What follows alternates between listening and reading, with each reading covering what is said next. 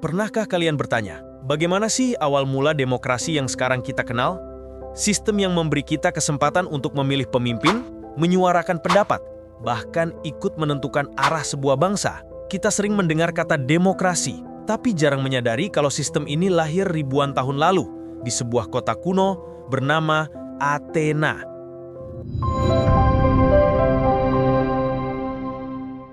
Athena bukan sekedar nama kota, tapi simbol dari kebebasan, ide-ide besar, dan peradaban.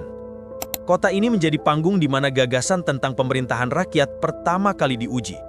Athena adalah salah satu kota tertua di dunia, sebuah kota yang sudah berusia lebih dari 3.000 tahun. Athena berada di dataran Attika, dekat Laut Aegea. Pada awalnya, kota ini hanyalah wilayah kecil di sekitar sungai Cephesus. Tidak ada yang menyangka, dari lahan sederhana itu, tumbuh sebuah pusat peradaban yang begitu berpengaruh. Selama ribuan tahun, Athena terus bertahan meski harus melewati perang, penjajahan, dan perubahan zaman.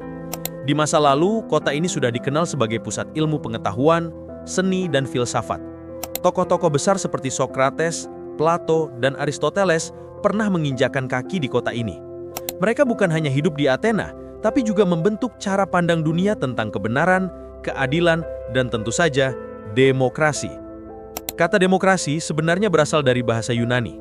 Dua kata yang digabungkan, demos yang berarti rakyat, dan kratos yang berarti kekuasaan atau pemerintahan. Jadi secara harfiah demokrasi berarti pemerintahan oleh rakyat. Tapi demokrasi dulu bukan seperti yang kita lihat sekarang. Ada partai politik, ada kampanye di televisi, ada pemilu 5 tahunan, bahkan ada janji-janji politik. Demokrasi di Athena kuno sama sekali berbeda. Bisa dibilang, ini versi mentahnya demokrasi. Masih sederhana, tapi punya semangat yang sangat kuat. Pada abad ke-5 sebelum Masehi, di kota Athena, warga laki-laki dewasa yang berstatus warga negara asli diwajibkan ikut serta dalam urusan politik. Jadi, kalau ada rapat rakyat atau majelis yang membahas undang-undang, pajak, atau keputusan perang, mereka harus datang. Kehadiran itu bukan pilihan, melainkan sebuah kewajiban. Bagi siapa saja yang sengaja tidak menghadiri rapat, maka akan dikenakan denda. Dengan aturan itu, orang Athena ingin menekankan bahwa urusan negara adalah urusan bersama. Setiap warga tidak boleh lepas tangan, tidak boleh apatis, dan tidak boleh menyerahkan segalanya pada elit politik. Mereka percaya kalau rakyat tidak ikut, maka negara tidak akan berjalan adil. Nah, disinilah letak perbedaannya dengan demokrasi modern. Kita hari ini sering melihat demokrasi hanya sebatas datang ke TPS 5 tahun sekali, memilih, lalu selesai. Setelah itu, kita merasa tugas kita selesai dan menyerahkan semuanya pada para pejabat. Tapi bagi orang Athena, demokrasi bukan sekedar memilih, melainkan ikut hadir, ikut mendengar, ikut bicara, bahkan ikut berdebat. Artinya, demokrasi di Athena jauh lebih aktif dan melelahkan, tapi di saat yang sama, jauh lebih nyata.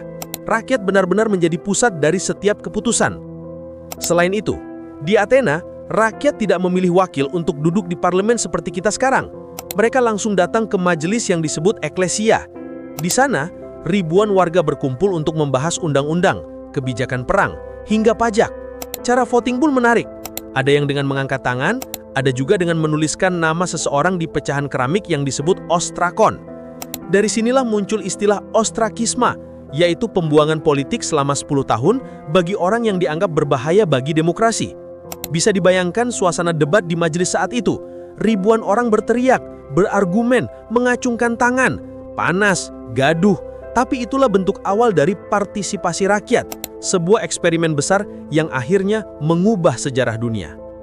Terlepas dari semua itu, Athena tidak selalu berada di puncak kejayaan. Kota ini sempat menjadi bagian dari Kekaisaran Romawi Bizantium. Ketika Ottoman menguasai Yunani, Parthenon yang dulu menjadi kuil megah untuk Dewi Athena diubah menjadi masjid oleh Sultan Mehmed II. Namun semangat rakyat Athena tidak pernah padam. Pada abad ke-19, pemberontakan besar terjadi, dibantu dukungan tokoh-tokoh Eropa, termasuk penyair terkenal Lord Byron. Akhirnya Yunani berhasil meraih kemerdekaan.